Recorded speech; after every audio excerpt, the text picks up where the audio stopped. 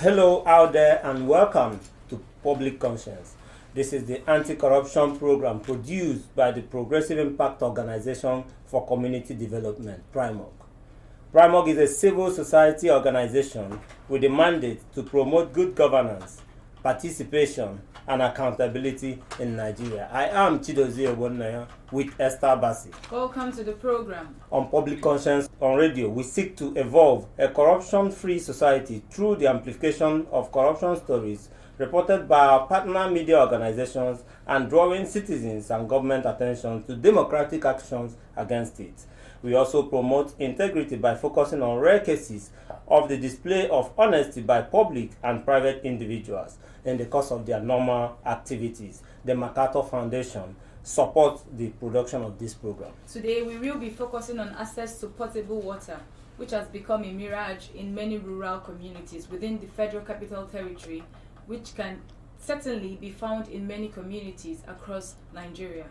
A recent investigation by the International Center for Investigative Reporting, ICIR, revealed that residents of Eke Bassi and Eke Ninzo in Kwali Area Council and Zokutu community in Kuje Area Council, all in the Federal Capital Territory, are drinking contaminated water from shallow dug holes and caves. According to the investigation, the abject lack of potable water is linked to several deadly diseases affecting residents of the community, including cholera, typhoid, dysentery, and other water-related diseases.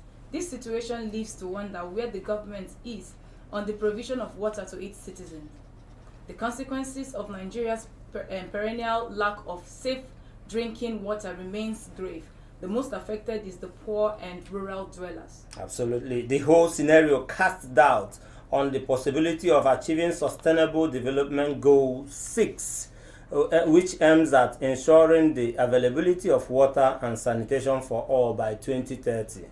Today's program will provide us with an opportunity to understand better the plight of residents of some communities in the Federal Capital Territory where human beings are drinking muddy and unsafe water.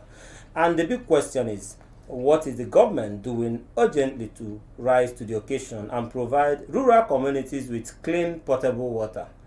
What happened to the 50 million naira reportedly budgeted for to construct motorized boreholes in Kuje and Kwale area councils in 2021? And also, for you listening to us, how are you coping with accessing potable water out there in your locality? Be ready to join us through phone and text messages in the course of the conversation. The WhatsApp phone line to send your message is 0902-265-6167, and that is 0902-265-6167. Please indicate your name and your location when sending your message. This number is for messages only. Please begin to send your messages as soon as possible to 09022656167, and that is 09022656167. We will give out the numbers to call shortly. Let me quickly remind you that we've been talking about the lack of access to potable water in Nigeria in the Federal Capital Territory. The International Center for Investigative Reporting, ICIR, recently published a report revealing that Ike Basa and Ike Ninzo communities in Kwali Area Council and the Zokutu community in Kuje Area Council, all in the Federal Capital Territory, do not have access to potable water, hence drinking water from unsafe and unhealthy places. Water is the prime necessity of life, but sadly, this essential commodity is taken for granted by people around the world. According to United Nations Children's Fund, UNICEF, drinking contaminated water leads to the death of more than 70,000 children globally every year. And over 26 million Nigerian children are experiencing high or extremely high water vulnerability.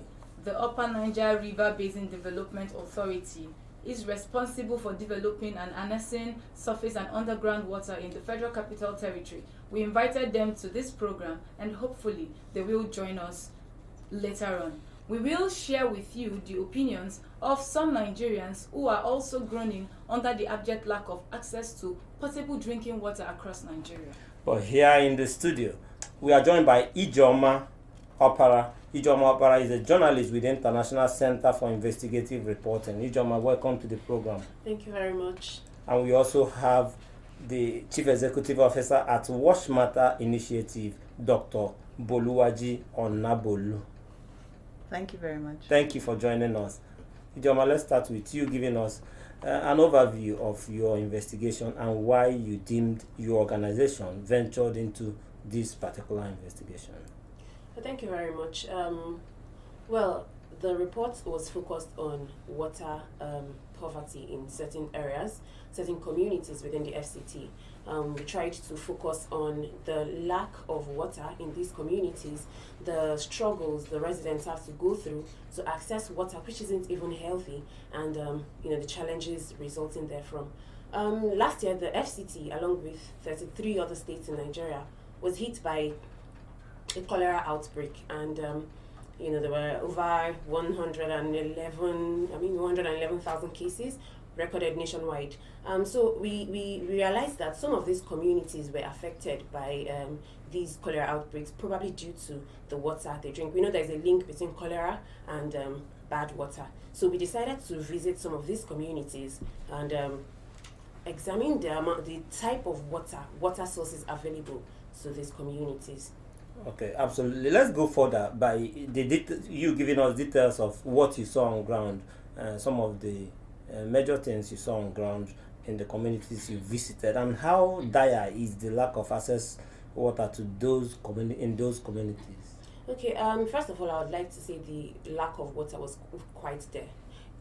In most of the communities I visited, there was absolutely no access to potable water. You find out that the lack of water led to a lot of desperate measures by residents of these communities. Beyond the absence of potable water, I realized that poverty was another enabling factor, was another restricting factor rather. People were limited from having access to potable water because they could not help themselves.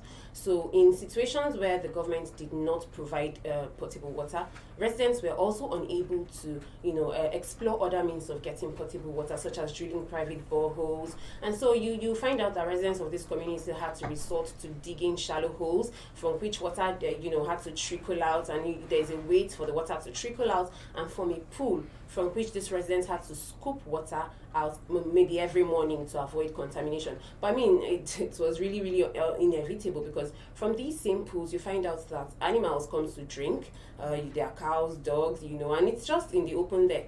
Before you even scoop the water out, it's already dirty. So the residents were limited to these experiences because they could not help themselves in any way. And the result of this is regular diseases, falling ill regularly. Most of them had reports of, although, like I said, poverty was an issue, so most of them didn't get proper diagnosis for their ailments. But you could tell because local chemists, local pharmacists, and local medical practitioners could tell you that most of the symptoms of their illness were water related. If it's not typhoid, it's this or that, it's something or the other. And you find many residents having rashes, which they attributed to the type of water they used to bathe with. In some communities, I would focus on Zokutu community in Kuji. Residents of this community had to descend into a very deep cave. I do not know how many feet that cave was, but it was really deep. Descend through steep slopes to access water. And you find out that while the rainy season, it's easier to get this dirty water now during the rainy season. The dry season is usually the worst period, because you see residents descending into the cave and the cave is empty. There's no point. So if they even get water at all, it's for cooking. The dirty water is used for cooking. So you can't, taking a bath is really, really, once in a while. You see people dirty, going about dirty, children going about dirty. Sometimes there's no food because there's no water to cook with. Did you see any form of leadership? Well, yeah, some of these communities had a chief, a palace chief. On some occasions, for some communities, the chiefs were unavailable at the time of my visit, like the Zokutu community. On 2 occasions, I visited the community, the chief was not available. However, I spoke with a figure, rather, a community head in Ike Basa. And he also told me that for over 30 years he had lived in that community, he had never seen anything like clean water. Has there been any efforts by any member of the government or anybody? He says no, he can't tell, he's not sure. Some people came and told them to, they're just stories here and there, but nothing concrete. Oh. Okay. So I would like to move to Dr. Oluwaji. Your organization is involved in water intervention in rural communities. Give us a sense of how vulnerable are these communities in the FCT in terms of access to potable water, of course, with our investigation. Okay. Perhaps I should approach it from the half glass full or half glass empty approach. Firstly, my organization, Wash Matter Initiatives, is an NGO, and though we don't have the statutory responsibility to provide water, we intervened with the support of Bank of Industry in a very limited number of communities, 5 communities. So I'm starting with that to explain that I don't have the overview. Okay. The government will have the overview. However, if we look at vulnerability from the perspective of being exposed to attack or harm, from the physical or from the biological perspective, as my colleague has mentioned, rural communities in FCT and actually all over usually suffer from the issue of disparity in terms of access to water supply, sanitation, and hygiene. And because of their poverty, they are unable to put in place the protective measures that people who have, who belong to a higher income bracket, the measures that they can put in place. For example, there is a report called the Wash Norm Report, which is supported by the federal government of Nigeria and UNICEF. The most recent one, the 2021 one, says there are about 2.3 million water points in Nigeria. 75% of these are self-supply. You understand? They are self-supplied by people. So the poorer people are exposed to the vagaries of not having water. And Ijoma has spoken a lot about the disease, health-related aspects. But water, lack of access to water, even goes beyond health. Okay. It covers other human rights such as education. The times that they are using to go into caves to look for water. They could do other things. They could do other productive things. That means their time in school is affected. Their ability to even, do income generating activities that need water is also affected. So definitely rural communities are very vulnerable to not having access in FCT. From what her findings, Yeah. you can actually say that this cuts across every other community according to your experience. Well, I cannot say that because I don't have experience in all the communities. But what I'm saying is that the disparity is usually there. For example, if I take even at the national level, where this Wash Norm report says 67% of the population of the nation has access to basic water supply, whilst 86% of people living in the urban areas have access, only 57% in the rural areas. So almost half of people living in the rural areas don't have access to basic water supply. All right. So you can say it cuts across. Dr. Onabolu, I will come back to you, but let's get someone from that community, Ike Nizo, involved. He joins us on the phone. He's Mohammed Aliyu from that community. Hello, Mohammed. Thank you for joining us. Thank you very much for having me. All right. So, tell us the situation of things in your community with regards to the availability of water, and how are people of Eke coping?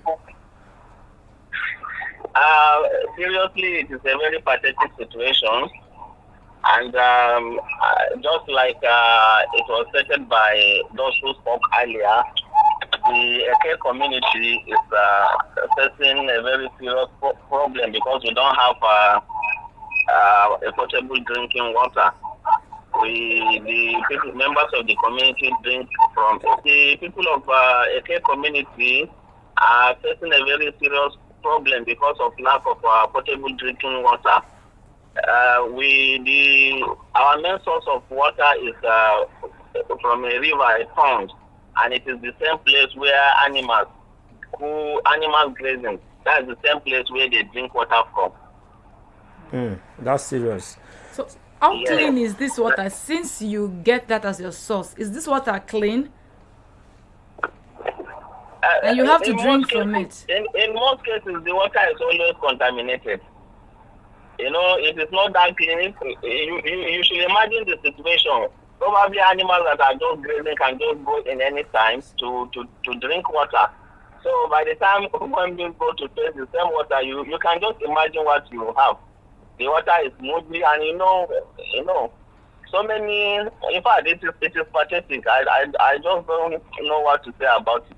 How is it affecting your people? The use of this unclean and contaminated water. How is it affecting the health of your people?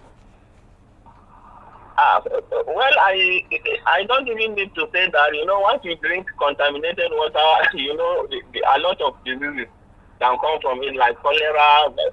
So many waterborne diseases. So people are falling sick in the community. Very well, because of this lack of potable drinking water. Now, you mentioned lack of potable water. You know, the federal government over the years has said they spent huge sum of money in setting up motorized borehole. How many of these boreholes do you have on ground in your community, in your locality? As a matter of fact, we don't have anyone. We don't have a single motorized borehole in our community. Is the government aware of this plight, your plight? Anyway, you know, our community is a very small community in Ashara ward of the Kwali Area Council. And maybe we should start at the local government level. I'm sure they are aware, because most of the time they come to campaign during elections. We used to tell them that these are problems, and water is our major problem there. And we have mentioned it to them time without number, but up to now, they've not come to our rescue yet. Do you interface with your representative? You must have a councillor, you must have a local, let's even leave the local government chairman. At the level of local leadership, what have you done as a people? Yes, that is what I've stated. In most cases, this representative, you know, like our ward is a very big ward, and the councillor does not even come from our area, but he is the one representing our ward. And in most cases, we do lay our problems to him for him to present to the area council. And when we have opportunities of interacting with the leaders of the area council, we also used to tell them about our problems. I so know that I'm very sure that you should be having plans, or your community should have a plan to make this your plight known, and to also make your leaders connect with the reality of things. I mean, if you don't push them, they may not just look at your the problems on ground. So what are you doing to put that representative on his toes going forward? We've been doing that. It's just that maybe we'll put in more effort. And it is well known to all of us that in most cases, most of these representatives, you don't even see them until when they are seeking for election. And that is when you have opportunity to probably state your problems to them. But immediately after election, if you even go to the office to see them, it's a lot of protocol. If you are not being patient, at the end of the day, you waste the whole day without even seeing them. But we'll put in more effort to ensure that our problems are well known to them. They know, but maybe probably for us to amplify it the more, for them to know better. I think the season is around. Okay, so you mentioned elections. I'd like to know, how will your current situation shape your participation in the next year's general election? I mean the presidential election and other elections you have. Just like I've told you, the people of the community are more concerned about area council election. In FCT we don't participate in gubernatorial election. The one that concerns them most is the area council election, and which has taken place already. The presidential election, some people may not even they don't even care about going to vote because they think president is far away from us. But the local government chairman and the councillors are those that are close to us. Our community people participate most in area council election than any other election. Anyway, as we wrap up, what will be your plea to the authorities? Because I must tell you that it is not only local government that provides water for you. In fact, it's a federal thing. I stand corrected by everybody. Doctor. At the federal level. The budget comes, and so you have to hold everybody accountable, and you also have to participate in election. Yes, so what is your plea to the government as we wrap up in 15 seconds?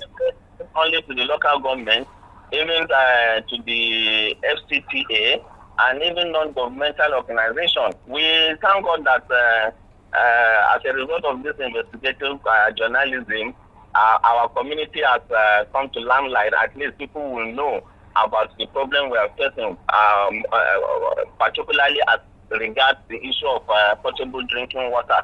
We are pleading not only to the government, even non-governmental organizations that can come to our aid. We highly welcome them.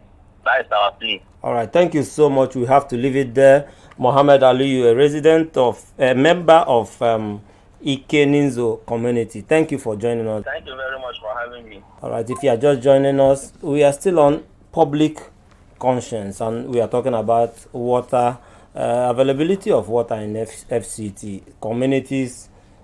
According to investigation by International Center for Investigative Reporting, communities are groaning under lack of potable drinking water. So, but let's quickly, I promise that we will be playing voices of Nigerians that also spoke about lack of water in their potable water in their area. So let's go straight, Esther, and have that audio play. Okay. Voices against corruption. Let the people speak. Hello and welcome to Primark's public feedback series on corruption called Voices Against Corruption. And we ask, do you think corruption is the major factor in Nigerians' inability to access potable water across the country? In my own community, we don't have government provision of water except individual, maybe landlords. Most cases, the water is not really too good for human consumption. Sometimes we discover that the water, they are dirty or not properly treated, and of course it causes diseases. None of us are able to get these basic amenities like water. It's either we get from the stream or we get from the borehole. It therefore means that government are not taking responsibility of any citizens, are not even ready to take responsibility. That is what it means. I think inability to take action is what the problem is. Government supposed to give us water, borehole. If they know the normal water no circulates, if they dig borehole in community, there's no problem. Even that thing can cause sickness in area. Before you say this one gets malaria, I have malaria before he die. This one he die. That kind of a thing. We are just drinking or using water that we see. Corruption is part of it because it affects the citizens. Let me say, in my community, we buy water from all those Merua, and those Merua too, they buy from people that are using fuel to pump the water because there's no stable lights. There's no way to pump water, and you need funds to do all those things. They are the heads of the city. At least if you are having your own personal water, you know where the water is coming from. This one you are buying, so you don't know how the water came up. You don't know how the jerry can is, whether it's clean or not. So taking a bad water, it will affect the health also. I don't have potable waters in my area where I stay, though I use well water. So the ones that use borehole, I had to buy it, and so for you to access that borehole, it takes you a lot of time, and it's a long process. Corruption affects proper planning implementation. This is a working other country, even within African country here. So it's God that keep us. People are drinking. You are talking of potable water. People are drinking from well. If you see where people are taking water to, more especially in the northern area, they dig well. That's why we see them in the hospital here and there. Primark's public feedback on corruption in Nigeria is produced with support from MacArthur Foundation. If you're just joining, that is the voices on the streets of the FCT where the Vox Pop was conducted. We still have Ijeoma Opara here in the studio, and also Dr. Boluwaji Onabolu also here in the studio. And we are still talking about access to potable water in the FCT and across Nigeria. Quickly before we run to open up the phone lines, I will have your reactions on that. That is to show that whatever fate the FCT residents are suffering, is some people out there are also sharing in that fate, and it is most unfortunate that we are here. But we want a situation that will get better, and people will have access to cleaner and potable water going forward. That is our wish, our heart desire. But that's that we must at this point also open up the phone lines for our listener to join us. Please follow us on our social media platforms at Official Primark. That is at Official Primark. Remember that we are streaming live on Facebook at Official Primark. And remember that this program is interactive. The WhatsApp phone line to send your message is 09022656167. 09022656167. This number is for messages only. So we want to find out your own plight with water availability, your access to clean and healthy water. How clean is your water? Where are you accessing your water? How are you going about it? Just call us and let us know what you're going through. So let's get back to Dr. Onabolu. On a national scale, let's look at our 23 years after returning to democratic rule. How will you rate our progress as a nation and the dangers of the current lack of potable water? Well, I'm not sure I'm in a position to rate the current progress. If you look at it from the positive perspective, over 2/3 of Nigerians have access to basic. Over 2/3. Yes, 67% at the national level. Okay, so that's the positive aspect. But when you then translate the percentage that don't have access to absolute numbers, that is millions of Nigerians that don't have access to basic water. And as some of your listeners have been calling in, it affects a lot of things. So I would like us to also look at what we can do about it, so that we're not just wringing our hands and talking about not having water, like very important. Like Mohammed, who called in right now. Yes, government has a statutory responsibility at the state and at the local government level to ensure that its citizens have access to water. However, government alone cannot do it. So what are some of the more well-off citizens doing to ensure that our brothers and sisters have access? For example, the community where you had the investigation, about 350,000 naira would provide them with a good source of water. I would suggest that maybe some of the people listening in on your program should call in and say they are willing to put the funds in to ensure that their brothers and sisters have water. So you're prescribing intervention by individuals in this case? In this particular case, that is not, that should not be the medium-term way. But in the short term, there's an emergency. A whole community doesn't have water. We have a message on Facebook. All right, let's go on. From Taiwo Isaac Aderibigbe. He said, "It is unfortunate that we are still plagued with this class alienation. Never should any Nigerians not have access to clean water. What beats my mind is the area council chairman, whose village is not far from the locality mentioned in Kuje, though we can access through Kwali or Abaji area council. Senator Ajuda's aide came to the studio to bamboozle us with stories. I call on citizens to always hold their representatives to account. I beg, when are we going to beam a searchlight on the land racketeering business in Peggy resettlement? Waterboard lands have been converted to residential use. Nigeria will be great again in my lifetime. But you and I have a critical role to play. Vote wisely in 2023. Again, I say amen to that. Let's see who is here. Hello, your name and where you are calling from? My name is Isaac Taiwo. Isaac, go ahead in 1 minute. I quickly want to differ with Dr. Nobolu.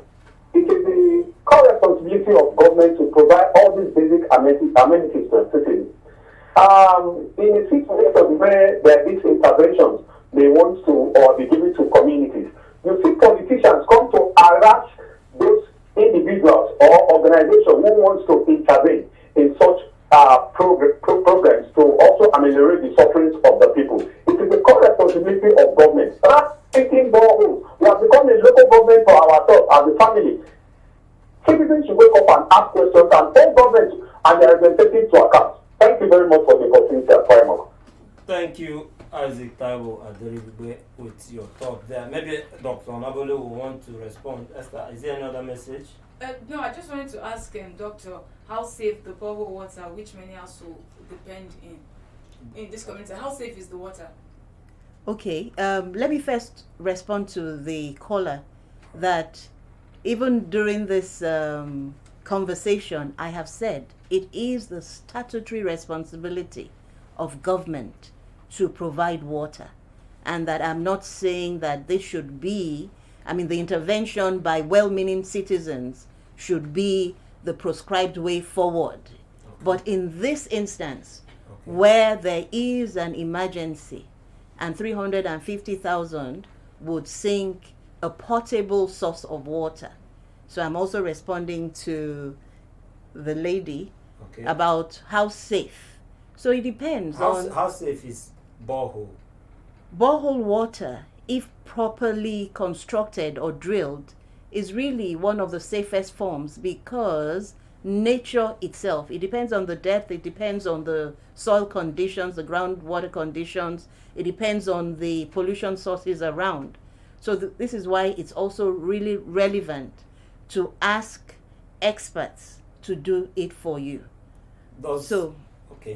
But does the intervention of citizens in this case, doesn't it signify something like, we call it inability of government to take the position, play their role as government? Okay. I'm looking at it from a two-pronged approach, okay? All right. Some people are suffering from diseases because they don't have access to water. Intervene first in a way that you give them water, but Mohammed also has to ensure, as a leader of the community, that he takes a stand and goes, for example, to the Rural Water and Sanitation Agency here in FCT with some of his people and tell them about their need to have water, which is their human right to have water. So I'm saying that it's important to address it from a two-pronged approach.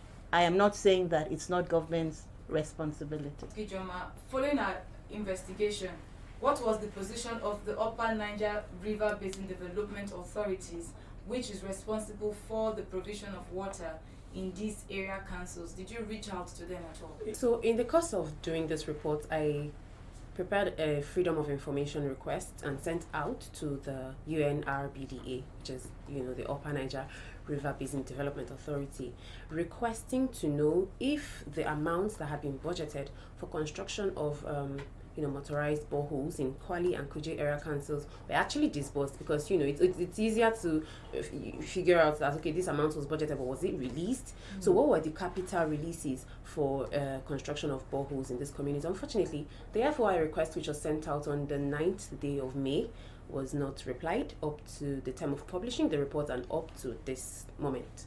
And up to this moment, nothing. You've not heard of anything done with respect to their condition. You mean by the government? No, I didn't get any response from the UNRBDA. There's been no response by the government. There's nothing being done by the government. However, an NGO had reached out to my organization. Okay. Hello? I'm calling from Kadu. Okay, let's hear you in 1 minute. Okay, sorry, I just want to say something. Go ahead. In your local government, Yeah. example, you're representative in your village, in your own local government, and know the condition of your local government in the village. Is it a crime to somebody to have a potable water apart from the borehole? Mustafa, which local government or where do you stay? Sorry. Okay, but you reside in Abuja here. Yes. How safe and how clean is the water you use? No, I'm just asking a question. No, I've gotten your question and answers will be given to that. But I'm asking you, how safe? Where do you source your water? Normally, I'm staying where I'm staying, and I'm settling at the Niger State, which is Kaduna Road. Yes, do you understand? And we don't have potable water in Kaduna Road. Some of the water, at times, when you buy some pure water, the pure water is able to do. At times, if the water should get cold, you will drink it and you will be okay. But when the water should be settled, you'll be hearing some odor from it. And we're telling us that we are going to have potable water and other things. After maybe one or two things happens to you now, but for not you. One or two things happens to someone and you want to go to hospital, they say it's the water that's happening. As you say, you are drinking potable water. All right, so the safety is issue. Yes, I get you. That is not as safe as it should be. Most of the infection we are having is from this drinking water. And when someone just came to your area, that I want to become a councillor or I want to become local government chairman, what is bad for them to try to fight for a potable water, at least apart from the borehole? Thank you very much. We will have to leave it there to accommodate others. Thank you so much. We just have to get that conversation done with. Of course, he said that the water that they supply to them are not clean. They know, but then that is the only source of water that they have, the community members. We have another call. All right, let's see. Hello?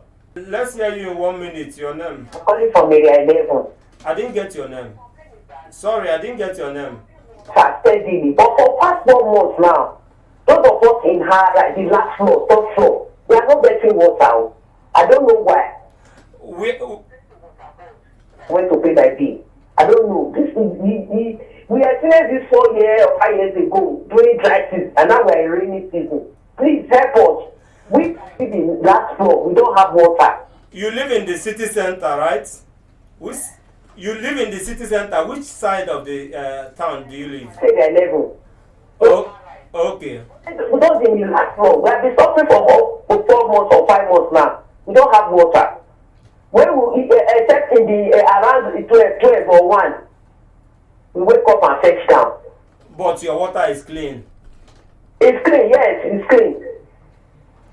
Okay, thank you. I will try to escalate that. I've told them my water boy they are clean. You have to keep complaining there, but we'll do on our own. We'll do our part. But you can send us a message on the yes. Yes, I will give out a number where you send message immediately. I've just drop. I will do. Yes, I will drop. I will give. Bless you. No problem. Thank you. It's sounding like the rich also cry. Those in the rural areas, they are complaining. Even her own is availability. not even that is not clean. The Doctor, safety. You see how life is Yeah. different stroke for different folks. Wrap up with your thought. Let's. Yes, I was trying to say that so far there's been no response from from any of the government agencies, but there's been an NGO who has indicated interest in visiting one of the communities and thinking about however, it's still a process is still in progress, but not concluded yet, but at least there's been some indication of interest by an NGO. Esther, please go ahead. Okay, so the doctor, because one of the callers said that they know that the water that they are consuming is bad, but then they still go on and especially those that comes from this Merua. Yeah. Do you think those water are safe enough for their? They know it's bad, but then as a doctor, do you think it is safe enough for their consumption and the supply and the processes, all over the country? Definitely not. I would say definitely not. But their hands are tied. Exactly. So that's the major challenge. Various studies have definitely shown that water that is not properly protected is not safe for human consumption. However, many people, as we see, don't have a choice. So what do we do? What do we do? Number one, it's important that government uses a system to target those we call hard to reach. They're far away in the rural areas. For example, we have constituency projects. Yes. There are some communities that keep on having water supply because they are linked to the senators. But those who are not linked to the senators, they are suffering. In 2022, why should people be going into caves to look for drinking water? Even the hard to reach you mentioned, they are easy to reach when elections. Exactly. That's just a term that we use, saying hard to reach because maybe they're not in the city center, but they're there, they're here. Even in FCT, we intervened in some communities, as I told you. And if you see the state of those communities in terms of children not going to school, looking for water, walking miles looking for water. Now let's seek solution concerning the water boards, every authority, every agency that is supposed to come in and show up and rescue the communities from this danger. What would be your suggestions? Two things, because definitely, for example, the Rural Water Supply and Sanitation Agency in Abuja is working to do some of these things. However, they need to use what I'm saying is a systematic approach, which we sometimes call a vulnerability risk assessment. Do a rapid assessment. Who are the most vulnerable? Leave no one behind and prioritize those people. Then the other part is sustainability. In quite a number of communities in Abuja, motorized boreholes have been provided, but for some small reason, they have broken down. So every institution that provides water should not just provide the water without leaving tools and training behind to ensure that the communities can also operate and maintain this water sustainability. In 10 seconds, what advice to the Federal Ministry of Water Resources? They are the biggest body in all this. Well, I would just say the Federal Ministry of Water Resources, they don't have the responsibility to provide water, but they have the responsibility to provide the strategy. And I would say that they should include vulnerability risk assessment as part of the strategy that they advocate to the government, the state governments and area councils to use. Okay. Thank you so much. To Ijoma, in 1 second, as a means of 1 minute. Sorry, 1 minute as a means of wrapping up. What do you think residents of these vulnerable communities must do to have the authorities attend to their water needs? It's like everyone else has said. Residents need to connect with their representatives at various levels of government. You need to demand, being pushed further, for the demand for these basic rights. In some communities I visited, residents are even tired of speaking because, they've been on this issue for years. Reports after reports has gone on. I think that it will be detrimental to the residents to despair at this point.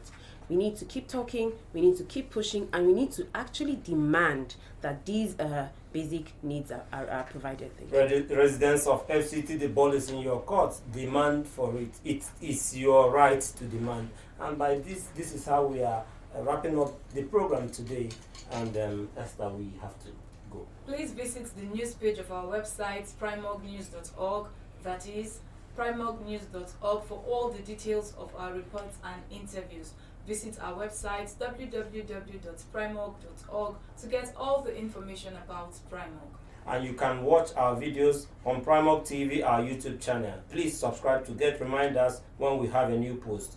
We appreciate our guest, journalist with International Center for Investigative Reporting, Ijoma Opara. Thank you for coming. Thank you very much. We also appreciate Chief Executive Officer at Wash Matter Initiative, Dr. Boluwaji Onabolu.